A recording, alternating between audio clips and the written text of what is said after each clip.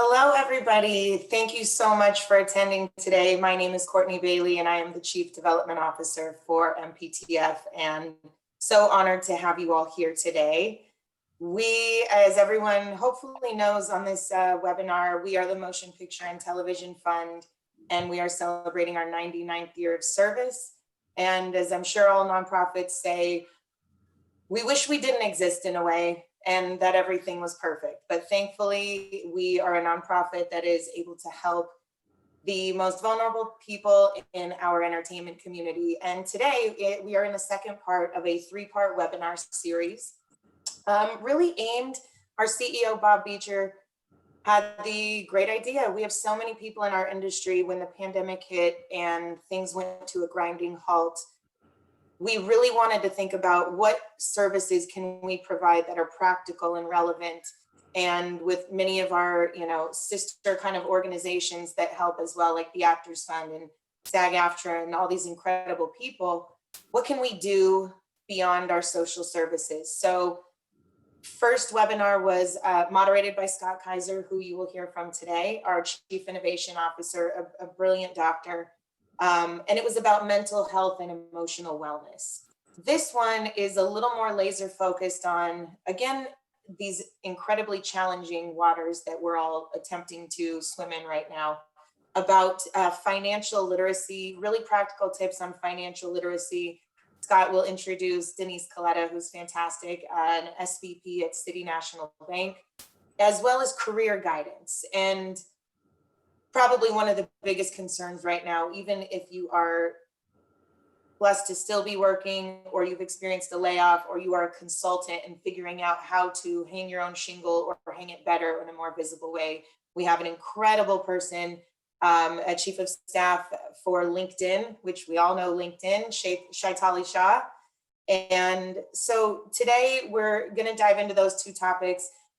We'll be active in our chat for a couple of reasons. One, we have one more series that will be taking place on November 17th, and that's going to be focused on being of service and caretaking.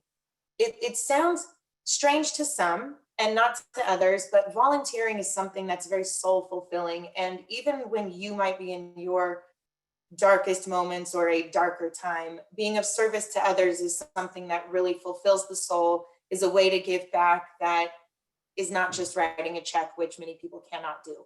And we're also going to be talking about caretaking, both from a possibly elderly parent or relative or friend down to the very challenging world of having children at home, virtual learning, from toddlers to primary school and everything in between. So thank you all for being here. The other thing I want to mention before I go is on October 27th, 5 days from today, we have our mission event. This is a non-ticketed free event. Again, it is simply to raise awareness of our mission, to tell our stories, because most importantly, we hope you all know, and then go spread the word that we are here for you. We are here to help our community, no matter what. Even if you don't qualify technically for everything that we provide, we are a human who answers the phone and we can connect you. References sound maybe not as a huge resource to many, but we do thousands every year. Our intake calls went skyrocketed to 15,000. So our social workers, our staff, we're all here for you. We want to be in this together. And again, on October 27th is Real Stories, Real Lives. We'll put that in the chat. You can go to mptf.com. It's free. It's streamed on YouTube and Facebook, hosted by the incredible Hugh Jackman, with stories of service being read by Angela Bassett, who will actually be in the next print edition of People Magazine talking about her work with us. Denai Guerrera, incredible. She was one of the leads in Black Panther, and Jason Bateman. So we hope you all tune in for that. It will hopefully be a fun night, a meaningful, emotional night, and also a way for you to just simply learn more about what we do. So thank you. And without further ado, I'd like to introduce our wonderful moderator, Dr. Scott Kaiser. Well, thanks, Courtney. Welcome to everyone. Thank you all for joining us for this webinar today. So today we'll be talking about financial wellness. As Courtney mentioned, I'm a medical doctor, so I have no idea what I'm doing here.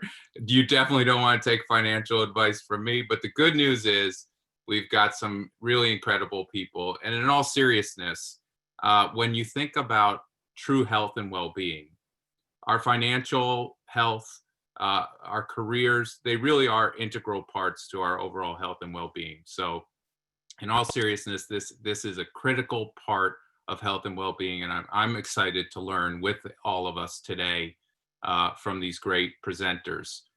So we'll begin today with a presentation from Denise Colletta. I'll be speaking with Denise from City National Bank, and then we'll switch gears around 12:30-ish.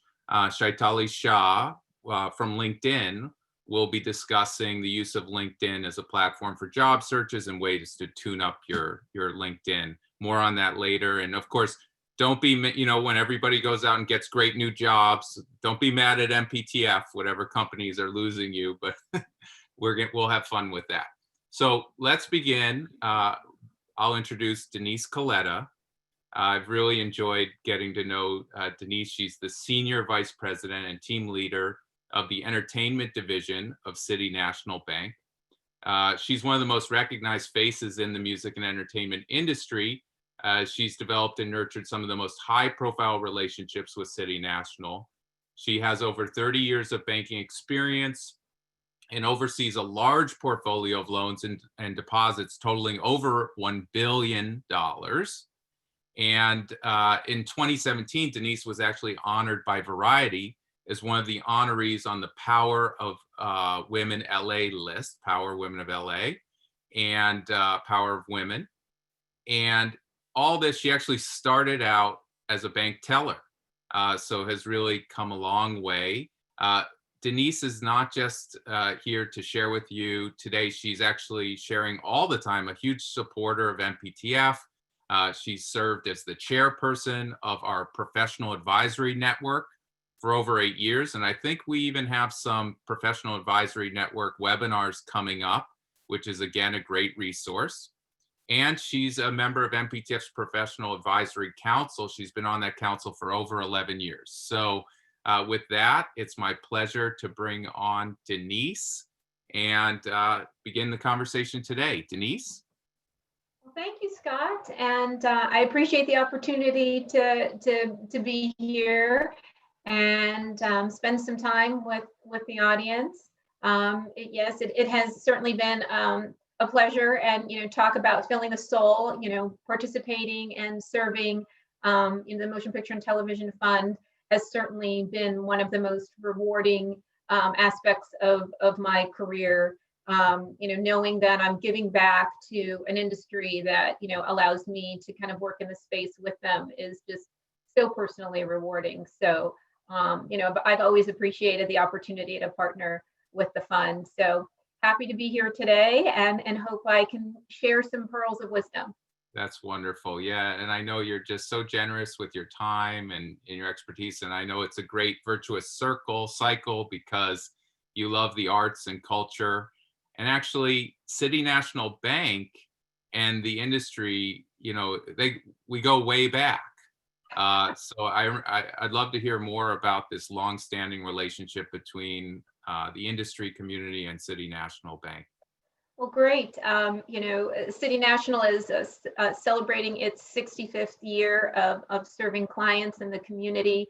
It was started in January 4th of 1954. And, Los Angeles in 1954 was all about growth, and more growth. And so at that time, there were a group of entrepreneurs, young entrepreneurs, who were trying to find a bank that would help them and work with them.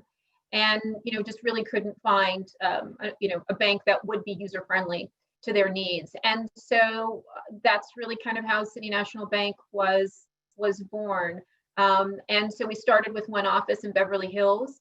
We have grown to have offices in, Southern California, San Francisco Bay Area, Washington, D.C., Nashville, Atlanta, Minneapolis, New York, and Miami. And so our footprint is, fairly large. But the one thing that has always been the hallmark or the culture, the cornerstone of the bank is our commitment to our clients and our communities, and doing it with an entrepreneurial spirit. So I've been really fortunate to be with the bank for over 20 years, and part of that history and legacy. When I first joined the bank, I'm from New York. I originally from Brooklyn, and so grew up listening to Frank Sinatra. I probably knew who Frank Sinatra was before I knew who the President of the United States was. And so when I came to City National Bank, I learned of its interesting ties and history to the entertainment industry, and it takes us back several decades.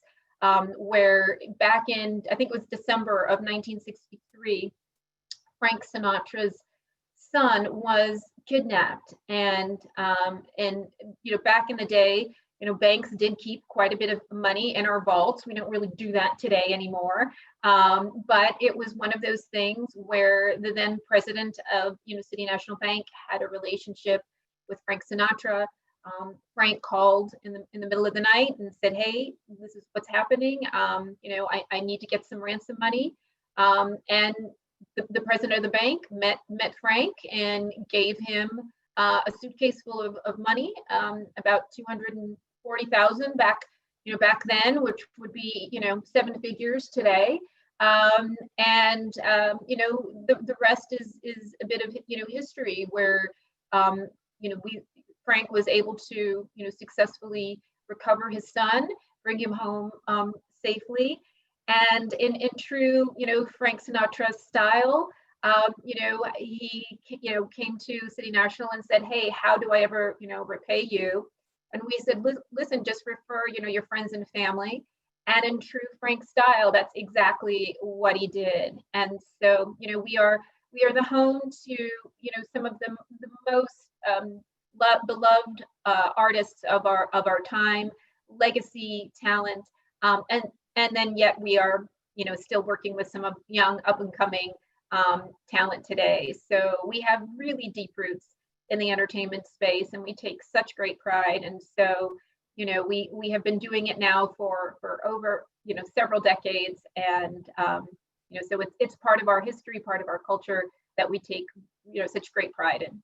It's an incredible story. I mean, our mission at MPTF is supporting members in the entertainment community and living and aging well, and in helping each other in times of need. If that's not an exemplification of helping each other in times of need, that's an incredible story.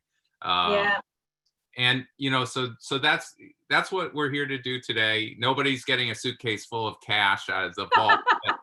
We are going to talk about how we can help each other, how we can help ourselves. Let's begin. If you talk about wellness in terms of, I could tell you diet, exercise, sleep, how do you define financial wellness? Well, that's a great question, and very similar to your physical health and wellness. Your financial health and wellness should be looked at the exact same way. And a lot of times when I think about my own personal health, there are certain things that I don't want to do, but I know that I need to do, like eat my vegetables at dinner, and maybe not take that second slice of pie. Your financial wellness will be dependent on that, as well. So, really kind of like, well, do I need to buy that second latte of the day, or do I really need that other purse? And, just kind of creating some of those best practices to keep your financial profile, healthy and strong. And so, hopefully today I'll share some tips. One of my personal and professional heroes is the late Supreme Court Justice Ruth Bader Ginsburg, and it's a quote of hers that have always stuck with me for decades, which is, real, meaningful, enduring change can only happen one step at a time. And so hopefully, today, the audience will, be willing to take one step with me as we kind of, talk through some helpful tips and best practices. And so, so that's kind of what I aim to communicate today. So one step at a time, how does someone start on their journey? You know, the journey of 1,000 miles begins with a first step, right? But how does somebody take that first step onto their journey to financial wellness? That's also another good question. And I like to write things out.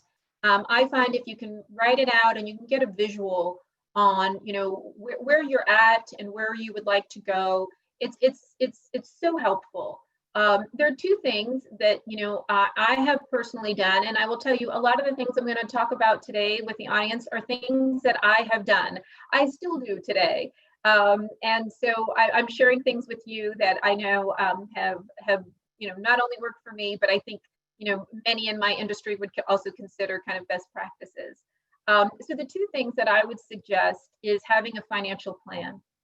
So spend the time, really think about where are you today? Where would you like to go? And how quickly would you like to get there? I always suggest having a short-term and a long-term plan. Your short-term plan can include 1, 3, 6, 9 months, steps that you're going to take. Your long-term plan, where do you want to be in the next year? Your 1 month plan can be as simple as I want to write my financial plan. My 3 month plan could be something as simple as I want to review my financial plan. But really kind of create milestones, create a vision for yourself that is realistic, I would always say, and be kind to yourself. I'm not advocating unrealistic goals, things that would be difficult to achieve, because when you're successful at something, you tend to want to do it more. And so when you kind of have those short wins, it really does help you kind of weather it for the long term. And so a lot of times when I'm thinking about my financial plan, my financial goals, I really do try to kind of keep them realistic and grounded in reality, as I like to say. And so your long-term plan, again, it could just be something as simple as I want to save X amount of dollars. It doesn't have to be some grandiose gesture. But again, kind of think about where you are today and where you would like to be, over a period of time. I will tell you that, doing that really is a great roadmap, and it shouldn't be a static document. Once you create your vision, you put your plan together, we are living human beings, and life happens. And so, just have to kind of be willing to go back and retool it but kind of always try to keep that discipline on here's where I am and here's where I'd like to go. I think also once you have your financial plan and you know where you want to go, and you need to figure out your budget, writing out exactly what are all of my fixed obligations, and that means do I have to, what's my mortgage payment, do I pay rent, do I have insurance, do I have to pay school tuition, do I have credit card debt, what are those fixed obligations that I have to pay every single month, and taking a look at what my income is, and then really figuring out what is left over to spend, what I would kind of call your discretionary spend. And look, I know for many in the audience, kind of going through a transition, I went through that transition myself early in my career, where I had to learn a financial discipline, and this was kind of one of the things that I had to do. In the early part of my career, really had to figure that out. I think I was left with like $100 a week for my discretionary income, and had to figure out how to get groceries and gas and do all of those things. But it really taught me a valuable lesson of really being mindful. And I think just once you kind of have the awareness, it makes it easier to make good decisions about what you should or should not do from, day to day. And so I think, those are really good, practical things that you can start with. And again, grounded in reality, be kind to yourself, give yourself, little short spurts that you can do. And I tell you, over time, they really will make a difference. Yeah, it really is wellness 101. When we talked in our last session about mental health and well-being, we learned a lot about health behavior change and the idea of micro steps, just taking these little small changes. It's really about changing frame, changing habits. So I love that. And just when I'm counseling people and starting an exercise routine, it's all about starting small, but coming up with a plan and having some accountability towards that plan, and knowing that you'll have setbacks, and and you're not going to go run the Boston Marathon on the first day, right? But so once you have this plan and budget, then what? Well, I think, to your point, it's really kind of examining your habits. How are my habits today going to influence what I've kind of, put on as my vision for tomorrow? So, are you the type of person that, uses credit to make all of your purchases, and, look at the bill, when it comes, and figure out, how you're going to address it? Or are you the type of person that, will kind of figure out, well, I've got this amount of money that I can use for the month, and this is how I'm going to spend it. And really just identifying your habits, being aware of where you're spending, how you're spending, why you're spending. And maybe that's all just perfectly fine, and it works well. Or maybe there are, areas or room for improvement, or things that you think you should do a little differently. But I think once you kind of get I get a sense of, what your habits are, one of the things that I noticed when I was kind of, doing this again, for myself, quite frankly, is, my impulse buys. How many impulse buys, are part of my habits? And I will tell you, there are probably some impulse buys that were better than others. But once again, kind of really reflecting on, if you look back at, how many of your impulse buys that you had over the past 6 or 9 months, were they really of value? Did you love them? And if you did, then great. Did you really need them? But then really figuring out, how much did they all add up to, and how would that have affected your financial plan and your budget?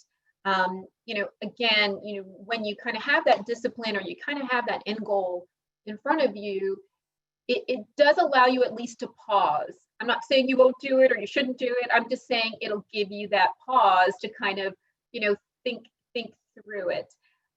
Because, just like maintaining your health, there's a certain, discipline with regards to, how you're spending your money, and where you're spending your money, and why are you spending your money in that way.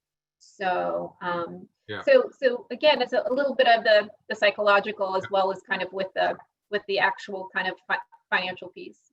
Yeah. Well, I definitely have had some COVID impulse buys that I'm not going to share with the group. I think they were all good decisions, but, well, some were questionable. But these are hard times for a lot of us, and credit can be a lifesaver, right? To shelter a storm and to get through hard times. But then the credit score is so important. When you talk about your reflection of exactly what you're talking about, can you break down, just give us a little credit score 101, explain how it's so important, how we can optimize it, et cetera? Sure, that's another good question, Scott. And your credit score is, how a bank, a lender, a landlord, a university, wherever, is going to look at your financial character. And basically, they're trying to assess your ability to, repay whatever, extending capital would be. And so, I like to share as much as possible, the importance of really protecting and maintaining your credit score and your, credit report. There is quite a formula that goes into, comprising your actual credit score. And I am not going to even pretend to know all of the nuances, except what I do know is that, it takes a while to move that credit score one way or another. It takes a while to repair it. If there are some negative reports, or if you're a victim of identity theft as well, that can be very difficult, because you have to then go and remediate and repair your credit score.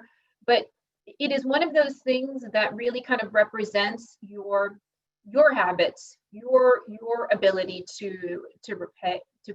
So, once again, really making sure that you're treating that with the utmost care, and recognizing that that credit score is going to be part of you for your life, and so it will reflect your pattern of behavior, with regards to the ability to repay back your debt. So you mentioned identity theft, and we're living so much of our life online now, right? I mean, here we are doing this webinar online. And these technology, all these tools have been a lifesaver in enabling us to live our lives and connect.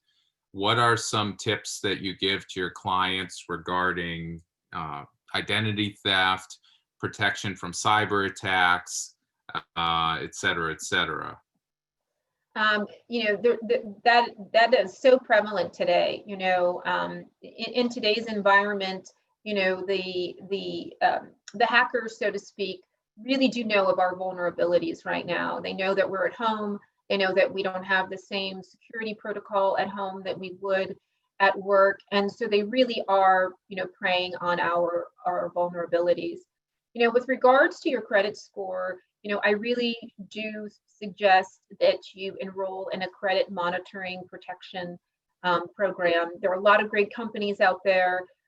They provide a variety of services, and for a fee, and you can have your credit monitored. You'll get an email alert when somebody has run an inquiry on your credit. A lot of times they'll tell you when credit has actually been opened in your name. But one of the tips that I like to share with clients, friends, and the family is freezing your credit. So to the extent that you can put a freeze on your credit, I would highly suggest that you do so. And what that means is that your credit will be frozen. And what you will have to do is lift the freeze if you wanted to, apply for some sort of, credit somewhere. If you're getting a mortgage or renting an apartment or buying a car, the person who needs to access your credit will need to, wait for you to remove the freeze. And it's usually about, open for about 24 to 48 hours. That person can go in, run your credit, and then it'll freeze again. And that'll be a nice way to really kind of, protect your precious credit score and your credit history.